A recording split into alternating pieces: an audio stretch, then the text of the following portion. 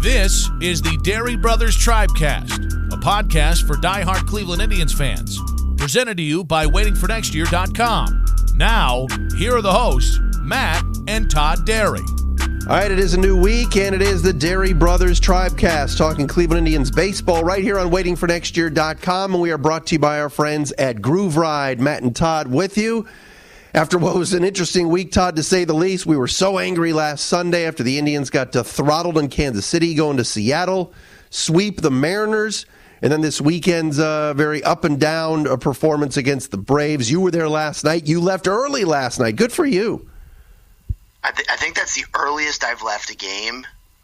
Oh, my God. I can't even tell you how long it's been since I left a game that early. But, you know, when it's 10-0 in the fifth inning, I mean, what am I going to stick around for? There was no reason to do so. No. I could have seen Kevin Plawecki pitch, but, you know, I didn't need to see that. Is there It was an embarrassment. Is there anything worse than pitchers or the non-pitchers pitching? And I know it's kind of a bit, and people laugh at it, but I think it embarrasses the game and it embarrasses the team that has to do it. I agree. I mean, I'm old school in that. I mean, there's things in the game that I like that are old school, and I hate but I also, on the other side of it, hate the unwritten rules, and I have no problem with bat flips.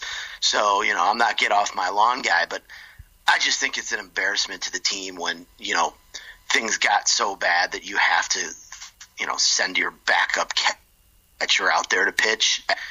That's garbage. I don't need to see that.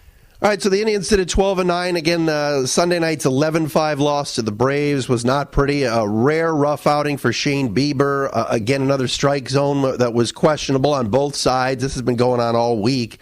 We're going to get into a kind of a week in review here, Todd. We got to get into Saturday nights, Saturday days. You know, I guess Tito Francona decisions with the bullpen. We'll dive into that. And we got to D-Tyler. It is time to D-Tyler this roster. We'll get into that as well, all here on the Tribecast today. But think about this for a sec, Todd. So the Braves take 2 out of 3. If I would have told you at the start of the week that the Indians were going to go 4-2 in Seattle and home to Atlanta, I think you would have taken it, right? For sure. I mean, if you say essentially what you're basically saying is you're taking 2 out of 3 from the Mariners and 2 out of 3 from the Braves, and all you want to do is win series. And yeah, that'd be great. But it just becomes extremely demoralizing when you go into Seattle and sweep the Mariners, and who you know, I know they had gotten swept the weekend before by the Astros, but you know, they were a first place team heading into last week. And then you come home.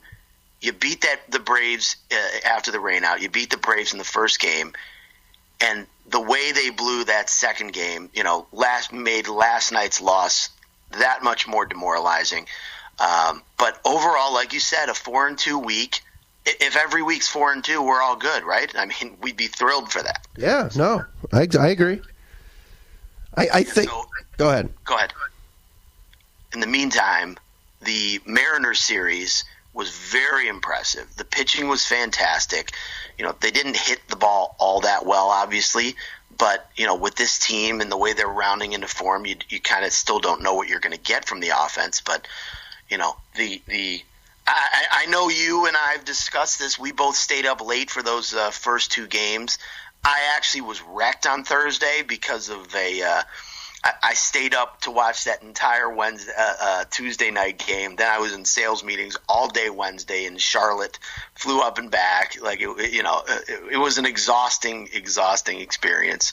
But it was all worth it because I got to see those late night W's. But you know, Bauer on Monday, you know, was Bauer was great twice this week. He was. Let's call him what he is. He's the ace of this staff. No question. Undisputed, right? No doubt about it. He is. You got to love what you're seeing out of him. And he seems to be getting better and better almost start to start, which is pretty incredible. I mean, there's no ceiling there. You know, and then on Tuesday, I know Bieber got, you know, lit up last night, but Bieber was awesome in Seattle on Tuesday. He went 6 innings, only gave up 4 hits, 1 run, 5 strikeouts, 3 walks. He was terrific. And then we had a little Neil and Ollie show in front of Brad Hand, which was good to get the get that one closed out. And then you had the 1-0 gem on Wednesday. It was afternoon there, but here in Cleveland it was still a night game. To see Carlos Carrasco come back and pitch the way he did, after there were some questions about him coming into the week. Obviously, was something wrong with him. Well, he answered that with 7 scoreless, 12 Ks and 3 hits. And then my favorite pitching performance of the week was Nick Whitgren's closing 2-inning save. Sweet. In that 1-0 win. And he should have closed out Saturday's game. I mean, if you can 100% right. Get to that. We will get to that, but you're right. Pitching is still the name of the game, and when the bullpen crisis Saturday, I'm not going to go crazy about. We'll go crazy about it from a decision-making standpoint in a second. But you're right. I mean, when our starters are doing our thing and doing their thing, this team is very, very tough to beat. What's good news is that now the lineup finally looks like it's rounding into form with all the guys coming back. A huge week for the Indians to get Francisco Lindor back. Had a nice base hit on Saturday, ran the bases, scored a run. And then last night, despite the fact it was a 10 or 11-0, he did it a home run off of Max Fried from the right side, going over the 19-foot wall in left. So that's good to see. Kipnis, is spraying the ball all over the field. And I find this very interesting because he was so pull happy for 2 years and he couldn't catch up with the high fastball. And now all of a sudden, Todd, serving baseballs into left field, hitting the ball hard. He's in shape. It's obvious Jason Kipnis is playing for a contract. The Indians are not going to pick up that option next year. No way. Not at $16, $17 million. And he's going to have to overexceed what we think and what the fans or what the Indians think he's going to do. And I heard Boog Shambi say this on ESPN Radio this weekend on the call with Chris Singleton and, of course, the great Al Rosenberg engineering, that Kipnis even knows he may end up being a non-roster invitee or a low, a Markakis-like 1 year, $6 million contract type guy at this time next year, because people aren't spending money on, guys that don't have much. Guys, 30 second baseman. Guys who don't field the ball particularly right. well. But the good news is that he's hitting the baseball well. He looks like he's in good shape. You throw Cargo into the mix with Kipnis and Lindor, and all of a sudden the lineup has some length to it. And I like the way that Tito's mixing and matching right now with DHs and left fielders and everything else. And Greg Allen's getting a chance, at least a little bit, to play. The Hanley Ramirez move was the right move. Get his ass out of here. And there's one more move that has to be made, which we'll talk about, that really I think would make the lineup even better. Well, here's what I would say about the lineup. I completely agree. So last night, well, first of all, before I get into the lineup, as much shit as we've given Jason Kipnis over the last few years, and rightfully so, it's so nice to have a professional playing second base and someone that you feel more comfortable with. I mean, listen, we talked about Brad Miller last week, and that kind of was what it was. And, we were – whatever we got out of him was going to be a bonus. But when you had, no Frankie and no Kip, and we were watching, the triumvirate of, Max Moroff, who, by the way, had the game of his life Saturday afternoon. The Max Moroff game will always be known as. That's right. And, when you had Moroff and Stamets and Brad Miller, and now, the Mike Freeman thrown into the mix, it's not the greatest thing in the world. But to see Kip out there, that first game, first at bat, came through with a 2 RBI single. It's good to have him back. Putting up professional at bats. It's definitely a good thing. And they put the lineup, I believe last night, the Sunday Night Baseball lineup that you saw out there, which was Lindor, Leonis Martin, J. Ram, Carlos Santana, Cargo, Kip, Roberto Perez, Bowers, and Naquin. Yeah. That's probably your A lineup. Think about that. Bowers and Naquin have both hit in the 3-hole this year and have had to, based on injuries and everything else, and they hit 8th and 9th in our, number one lineup, the A lineup last night. And Jake Bowers has been a little bit underwhelming. I still like him. I see signs. I know Yandy Diaz keeps hitting home runs in Tampa, and he's been very streaky, by the way. But I think Bowers is a keeper, and I like that he can play first and the outfield. He's great athletically too. I mean, to me, DHing him doesn't make much sense when he should be in the outfield. I mean, I know Cargo made a couple of plays this week that were excellent, and he deserves to be out there. The guy who shouldn't be out there is Naquin. I mean, Naquin made a nice sliding catch, and he's got the cannon for an arm in right field. But you're playing a Gold Glove right fielder in left field to make room for Tyler Naquin, which to me makes absolutely no sense. And a couple weeks ago when he was hitting, and I said I was going to get off his case, but look up and he's back down to 220. He looked silly. Tito playing him against lefties or letting him face lefties at all, it defies logic to me. Right. And it's Tito's 60th birthday today. Woo. So we should – I don't want to get on him too bad because he's still the best manager we've seen in our lifetime. But you cannot start Tyler Naquin against left-handers. And sending him up in the ninth the other night against a high 90s fastball throwing A.J. Minter was the height of stupidity. He's not touching high 90s heat from the left side. Why is he getting it at bat? If Greg Allen is on this roster and he's a switch hitter and he can't start against Max Fried, then why is he even here? I agree. And Allen, all Allen did last night, and I know it was, to quote garbage time baseball. Ken Carman and Anthony Lima, garbage time baseball. Say Carman and Lima's favorite. It was 11-0, but still, Greg Allen still got a couple of knocks, and he's coming around. He's hitting 118, and his OPS is 360, which is embarrassing. But Tyler Naquin, and we can get into this. Matt and Todd here on the Dairy Brothers Tribecast. Thanks to waitingfornextyear.com and our friends at Groove Ride as well. We can get into this, but the 4-2 week, Saturday's disappointment, everything else aside, the de-Tylering of this roster has to begin, and begin soon, because as I said when we were doing shows in March, Tyler Olson's no good. Nice guy, and I get he's a lefty and he drops down, and for the last 2 years, I have not seen much at all. I think it was 17 when they brought him up, and he did well, and he had the 0 ERA, and that was a bit on Twitter, and the Indians even posted that. Olson 0 ERA. Come on, there's a reason why he had bounced around before. Teams now have another book on him, and the other night facing Freddie Freeman was embarrassing.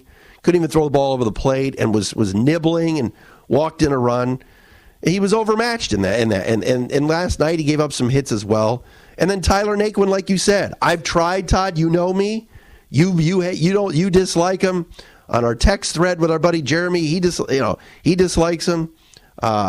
You'll never get over 2016 when he and Chisenhall couldn't call the ball, and in the outfield only cost us the World Series. With that being said, he can't. Enough's enough already. You want to bring up Oscar Mercado, have a right-handed hitting outfielder, and bat him ninth and put him in the outfield? Do it. Let's go already. I've seen enough of Tyler Naquin. I'm with you. I've had enough.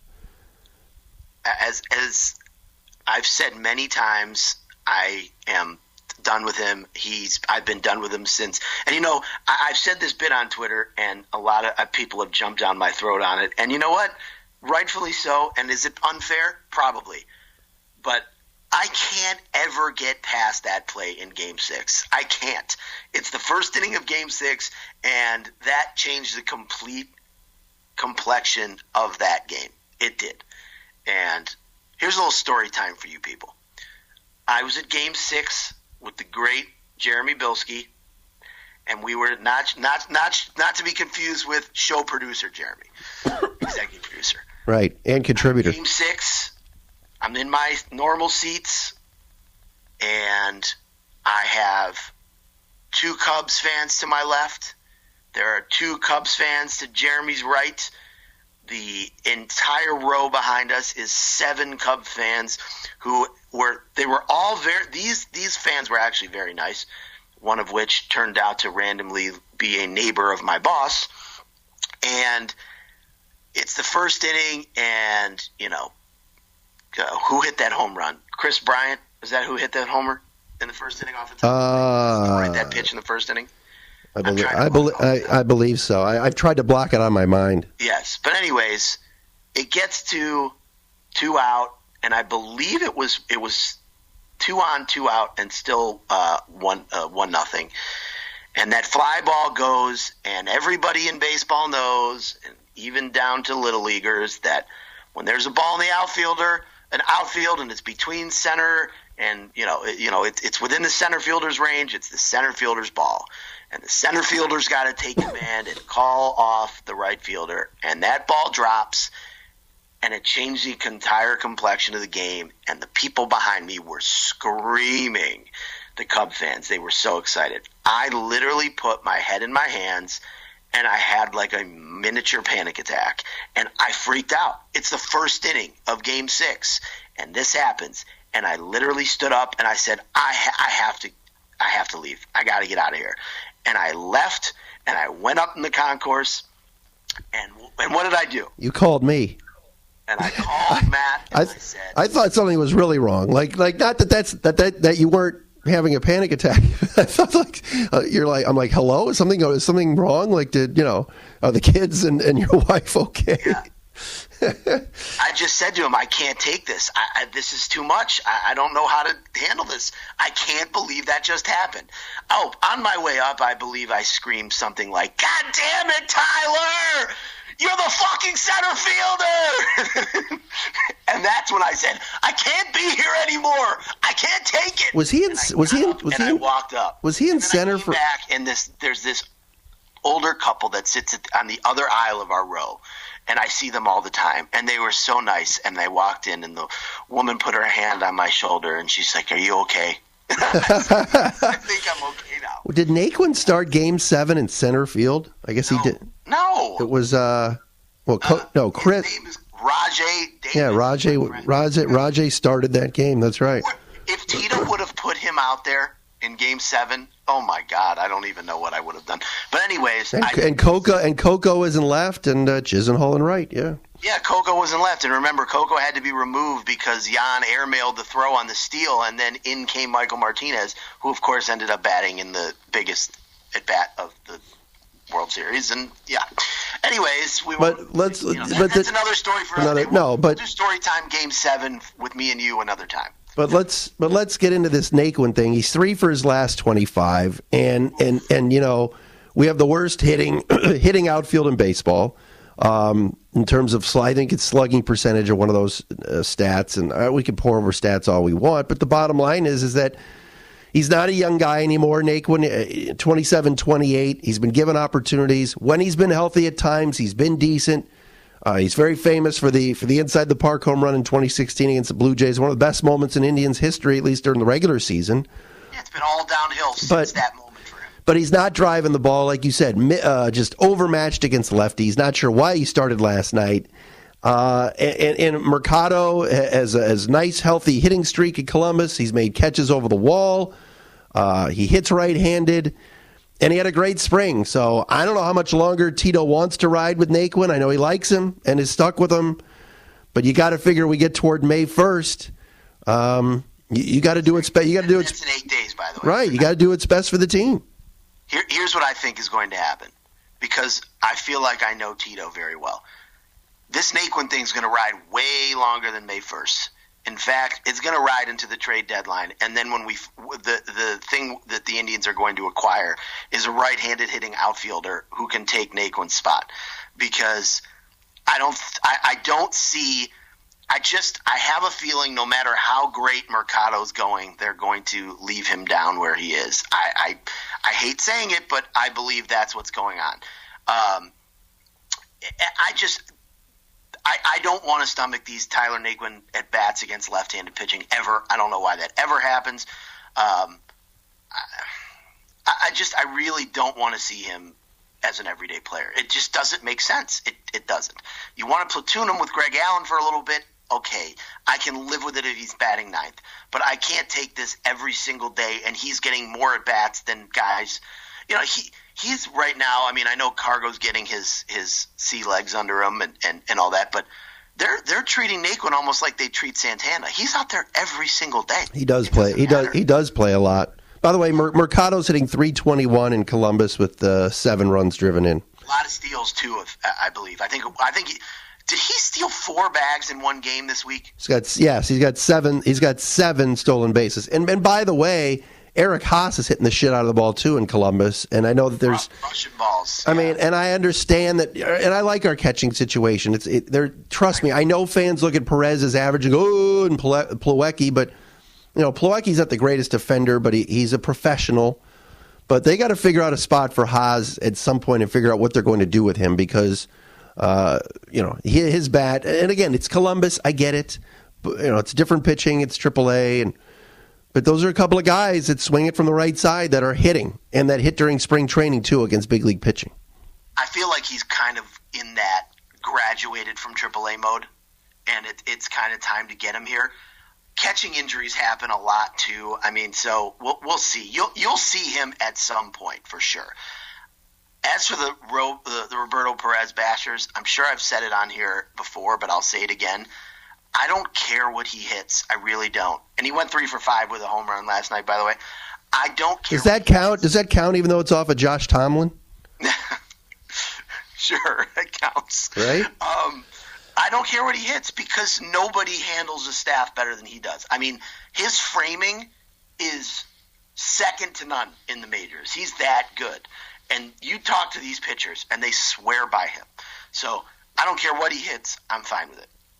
Now, we need to get back to, we were talking about de-Tylering. I never got to defend Tyler Olson. I'm going to defend him in one way. Do I think he's great? No. That said, Tito has not exactly put him in many great spots recently. Number one, he should never be facing a right-handed batter, ever. I mean, I know yesterday was garbage time and whatever, but he should never be doing that. Number two, he should never be facing Freddie Freeman with the bases loaded in the 9th inning in a 1-run baseball game or 2-run baseball game. Also should never be happening. Tyler Olson should come in the 6th inning to face 1 or 2 left-handed bats, and that's it. That's where he should be used. Anything else is not optimal. So I think there is a place for him. It's just he has to be used properly, and he has not been used properly, especially in these last 2 big situations. You just can't. You can't send him come up. Hey, let's bring in Tyler Olson, bases loaded 9th inning to face Freddie Freeman. Come on, that's just you're not putting him in. A manager should be putting these guys in positions where to succeed. That was not. I mean, he immediately was down behind in the count. He was pitching scared. I will say the 3-2 pitch was close. It was outside. Good pitch, and Tito made the comment of he didn't want him to give in, which to me makes no sense when you need 1 out. Shouldn't you be attacking? It'd be different if that was cousin Matt from Seattle in the on-deck circle. No, it was Ronald Acuna Jr. So not give in and then let Acuna face Cody Anderson? Come on. No, that was even worse. Oh, my Lord. All right, let's dive into Tito's Saturday night decision-making on the other side of this. But first, Todd's going to tell us about Groove Ride. If you're working out in Cleveland and you're just going to the gym and you're bored, Todd's got the place for you. We talk about this every week because they are a sponsor, but I got to give a shout out to 2 people in particular, Beth Ann and Ashley, who have basically helped me transform myself into a much healthier and better person all around. I've been with them at Groove Ride since the beginning, and they are unlike any other boot camp teachers in the city by far. I've taken many classes, and it's the way they do things is so positive. Everything is super hard. Am I dying in there on a daily basis? Absolutely. But they make it fun. They really do. The weather's getting good. Now we'll do some indoor and outdoor stuff. The boot camps are fantastic. We're doing a lot of stuff on rowers. We're doing stuff. We do some running outside when the weather's good now. TRX bands, a lot of pull-ups. A lot of body weight work, a lot of dumbbell work. It's really great. They're awesome people too. On top of it, and I consider great friends. And they're at Groove Ride in Woodmere on Chagrin Boulevard, and you should come check them out. And on top of that, there's 2 other locations that I've told you about. The new shops at Van Aken, which, by the way, I was at this weekend. Oh, look at you. Ran into show producer Jeremy there as well. Oh, the VA? They have a food hall in there that everybody should go check out if they haven't. It's really great. They just opened up a food hall where they have 4 different things, or 4 or 5 different places and different kind of food you can eat. But anyways, the 3rd location for Groove Ride is downtown, across from Perk Park there in Reserve Square. Again, 3 great locations owned by the great Zosimo and Anjua. And check them out at grooveride.com, GROOVERYDE.com, and tell them that I sent you, and they'll hook you up. Love it. Love the folks at Groove Ride. We thank them for coming aboard with us here on the Dairy Brothers Tribecast. Matt and Todd with you on this Monday morning. Tribe will be hosting the Miami Marlins tomorrow night for a 6:10 first pitch. Carlos Carrasco against Pablo Lopez, who has an ERA of 6. Then Wednesday afternoon, something called Alcantara pitches for the Marlins. His ERA is over 5. And Cousin Jeffrey, as we call him, Jeffrey Rodriguez from Columbus. But Jeffrey Rodriguez, who pitched pretty well in his last spot start against the Royals, will start Wednesday for the Tribe. That means Sunday night baseball will be Carlos Carrasco in Houston.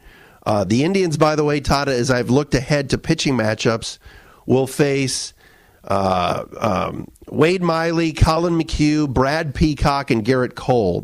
With Miley pitching Sunday, we will avoid Justin Verlander. He's pitching Wednesday, so 4-game series with the Astros coming up. This is only content you will get here. Okay, you will not get this anywhere else. All right, Paul Hoynes will steal this from us. Justin Verlander is not facing the Indians this weekend in that 4-game series with Houston. Just throwing that out there. The king of the pitching matchups, as you've been for many, many years. You always like to look way ahead, and I respect it. Got to do it. So, all right. So Saturday night or Saturday afternoon, the Indians crushed the Braves in the opener of the doubleheader after the rain out. Beat them 8-4. 9th inning comes. Whitgren pitches a scoreless 8th, looking good. He had already pitched 2 innings earlier in the week, and he didn't throw a lot of pitches. So you and I were like, hey, Whitgren will finish the game out, and you save Brad Hand for a possible save situation in the second game. Well, out of nowhere, Francona puts Hand in on Saturday afternoon in a 4-run game, meaning that he couldn't pitch on Saturday night, and why not just leave Whitgren in? And then, of course, it forced Saturday night's game to be a mess, up 7-3. Simber comes in, he walks all these people. Olsen comes in, Cody Anderson comes in, and it becomes a disaster. And I thought it was not one of Francona's better days Saturday at all. It didn't make any sense. It still doesn't make any sense to me at all. Whitgren threw 12 pitches in the 8th and struck out a batter and got through unscathed. You know you have 2 games. Earlier in the week on Wednesday, which, Whitgren then would have had Thursday off, Friday off, so he's fresh. It's not like he can't throw more than 12 pitches. Earlier in the week when he came in and gave the Indians the 2-out save because Hand had been used 3 days in a row. He pitched 2 scoreless, 2 strikeouts, and he threw 29 pitches. Correct. So clearly he can handle it. Yes. In fact, I got to look this up, but he's pitched more than 1 inning several of his appearances. So it's not like this guy's a 1-inning pitcher. Also, learned this fun fact from the great Tom Hamilton.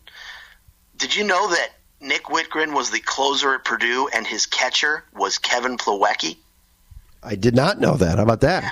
I mean, how cool is that? And now they were, pitching. They're pitching to each other in the same battery in the majors. I mean, that's really friggin' cool. But anyways, the bottom. He botched that situation. Yeah, the bottom. There was. Here, how about this? Bottom line is, everybody could say, well, if Simber just comes in and throws strikes, it's different. Well, you're putting him in a position that he's not used to being in, closing out a game against a very good team. to me, if Whitgren's rolling in game one, leave him in there. Then you have more options for the second game. And Francona's made a point of saying, and I heard him say it on the pregame show with Hamilton last night, hey, Carl and I decided we weren't going to use they both came to us after game one and said, we're ready for tonight. We can both pitch. And they said, no, it's April. We don't want to destroy their arms and everything else. But that's not the point. The point is, if Whitgren looked good in the eighth, up 4, there's no reason to bring in Hand. And I know he needed work and everything else, but you have the second game to maybe use him. It still makes no sense. And then the shuffle was on Saturday night where Tito was just carving a path from the dugout to the mound with all these pitching changes. He created that. I said this. I was there Saturday. I did not stay for the end of game 2. Obviously, when you're up 7-0, you don't need to stay till the end. But when you've already been there for 85 hours. Call me fair weather. It was, by the way, it was freezing on Saturday. I was colder Saturday than I was in either of the first 2 games of the season, the home opener and then the Wednesday day game. It was really, really cold. So kudos to those who sat through, 18 innings of baseball. I didn't understand you could, like you laid it out. There was no reason to use Hand there. Then you save him for game 2 because there could be a safe situation. I know you had John Edwards as the extra man and whatever it might be, and you probably thought when you were up 7-0 you wouldn't have to use Hand at all, and it would have been fine. And I understand the argument of, well, you have other guys and they have to do their jobs, and again, I get all that, but as we've learned over many, many years and seen many, many guys try and fail as closers, getting the last 3 outs is not the easiest thing in the world for guys who have never done it. Correct. So, and let me cut you off for a second. And it's set up with Hand not being available, Tito having to be using Tyler Olson against Freddie Freeman and Cody Anderson against Acuna, and that's advantage the other team. It just is. So people could say, well, if Simber just, I think it was Dr. Hornstein or one of these guys on Twitter, well, if Simber throws strikes, it's a different story and it's not on Tito. But he didn't. And then the backup plan turned out to be guys that, quite honestly, aren't good enough. Tyler Olson's not good enough. Cody Anderson coming back from arm surgery probably needs more work at AAA before you're putting him in a spot like that. Come on. I mean, this is a guy who didn't make the club, obviously, out of spring training, and then he didn't make the club. Then he only came up. He's basically up now until Wednesday, until he goes back down when Jeffrey Rodriguez is going to come up. So the fact that this was your choice with the bases loaded against Ronald Acuna, I know he had John Edwards available. He didn't use him, obviously, but not that that's that much better of an option. But, he just Tito put himself in a bad spot. And this is one of those games that when we're looking down the stretch and the Twins are right there with us, we're going to look back at that game and say, we were winning 7-0 and blew that home game in a situation where you wouldn't have had to. That's something that, to me, those wheels of that loss were set in motion when he pitched Hand in game 1. Now, it's Tito's 60th birthday. I want to reiterate that I love the man. And love him. He's still the best manager that you and I have ever seen in our lifetimes. Not even close. Sorry, and the Mike Hargrove argument. I know. Get into that. I know. That's another story for another day. It is. But I could have managed those teams to the World Series. Oh. And on top of that, Tito handles these guys about as well as he can handle it. Yes, his style is probably completely different than what all these new school managers and the Kevin Cashes of the world are doing. But I don't. I'm not out there saying I want another manager. No way. No, but he can manage here as long as he wants, as far as I'm concerned. Right, but when there's a mistake made, you got to acknowledge it. And I'm not saying. He does. I think, and he knows he's not perfect, but. And this is why we do the podcast for situations like this, to have a discussion. To me, it's not like you and I said Saturday night later, well, if Hand wouldn't have pitched in the first. The minute Hand was trotted out there in game one, Saturday afternoon, evening-ish, up 8-4, we both texted each other and said, why is Hand in this game? We're not Monday morning. We're not. See what time that was. We weren't. Because we were in the stands, and I turned to Andrew and Brooke, and I said, why is Brad Hand coming into this game? This doesn't make any sense to me. Even my kids knew better. So that's Right, we're not Monday morning quarterbacking here. That's or whatever it is, right. Armchair quarterback. It's true. It's he can. And Monday morning, so that counts as Monday morning quarterback. And if that's the only game we're playing against the Braves, and then we got days off, or he's got to be used, that's one thing. You have a second game that day. So if there was no second game, I wouldn't have any problem with it. And plus, like you said, Whitgren's pitching well. You got a thoroughbred, let him run. I mean, he looks the part right now, and that's a good thing. I like him a lot, yes. Whitgren. I really do. He's been good. He's a consistent strike thrower, too. It's good stuff. Oh, here you go.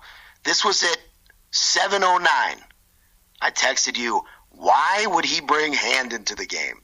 And your response was, this is not smart. Stay with cousin Nicky, as in Nick Whitgren. And I said, let Whitgren finish. Then you have everyone else for game 2. And that was right before the game ended. So there you go. All right, so we're looking at it right now. The Indians are at 12-9. I'm sticking with my just be a little bit just be at 500 or a little above by the end of April, and I'll be happy. And so I'm sticking by that. They're a game back of the Twins, who beat up on the Orioles this weekend. Not a surprise. So Minnesota took 3 games from Baltimore to have that lead in the division, and we get to face the Marlins Tuesday and Wednesday, and they're the worst team in baseball. They're 6-16 as Derek Jeter's running a heck of an operation down there. Yeah, Jeets. What a joke. You know what's interesting, by the way? Knowing this Indians team, they'll probably lose both games to the Marlins and then go to Houston and win 3 out of 4. And win 3, right? I mean, when you look at the Marlins lineup and you see Martin Prado, who apparently is still playing, and the likes of Brian Anderson, remember he was a hot prospect a few years ago. He's not bad. He's not. But that's the kind of players. Best guy. What about Lou Brinson? Let's break it down. So, you know what? As far as I'm concerned, that organization should never win ever again. The fact that they have 2 World Series championships in recent memory and we have 0 is beyond nauseating. I can't. The great Derek Jeter came in, fired everybody. He thought he was going to be smarter than everybody. Nothing like having an outfield of Giancarlo Stanton, Christian Yelich, and Marcell Ozuna, and then trading them all. Right. And now their outfield is Curtis Granderson, Lewis Brinson, and Brian Anderson. This is really bad. Like, I'm a big fantasy baseball guy, so I know. I mean, I know what's going on with most of these teams. I was just thinking to myself before I looked it up, other than Starlin Castro, I couldn't name you one other starting player, and I'm now into their depth chart. Neil Walker is their first baseman. Yeah. Castro at second, somebody named M. Rojas at short, Brian Anderson at third, and the outfield of Curtis Granderson, Lewis Brinson, and who's Galloway? Well, no, they play Anderson in right. Prado, excuse me, Martin Prado's at third, but they move guys around. I don't know who Galloway is. No, Isaac Galloway? Never heard of him. He didn't play yesterday. What about Billy Bear? You ever heard of him? Hey, pizza delivery for Miss Angel. So, but no, I mean, it should be another interesting week. And again, we're on Sunday Night Baseball again. We can't embarrass ourselves any more than we did last night. So you know what? You know why else we have to beat the Marlins? Because Marlins man is one of the more despicable human beings on the planet. And he hates our crowd. He hates our fans. And remember that? He got upset because he got heckled last time he came to Cleveland. What do you expect? Jersey. What does that moron expect? Oh, the worst. Lawrence Levy. I wouldn't even have given his name, but whatever. We'll leave it. He's known by his real name. We'll leave it in. Give me a break. The guy shows up. The guy literally shows up everywhere wearing an orange Marlins jersey and a visor, and he puts it on sideways. Pathetic. And I thought he said he wasn't a Marlins fan anymore. Who knows? Ridiculous.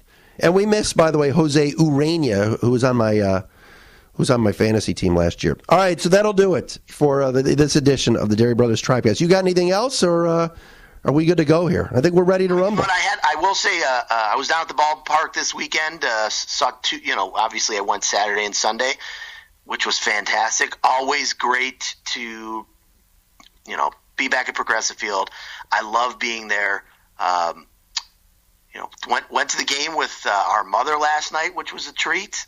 She never sees a win. I think she goes to like one game a year. And we always lose. And I'm going to guess her record in her last 10 is probably 0-10. I was going to say 1-9. I was trying to think back at games that I went to with her, and the one that sticks out the most was a couple years ago. Bauer pitched. He pitched 7 innings, and we were beating the Cardinals like 1-0. And then Tito went to the pen, and Matt Carpenter hit a 2-run homer in like either the 8th or the 9th, and we lost 2-1. And the rest is history. That was just like kind of that's just kind of like going to games with mom in a nutshell. That always happens.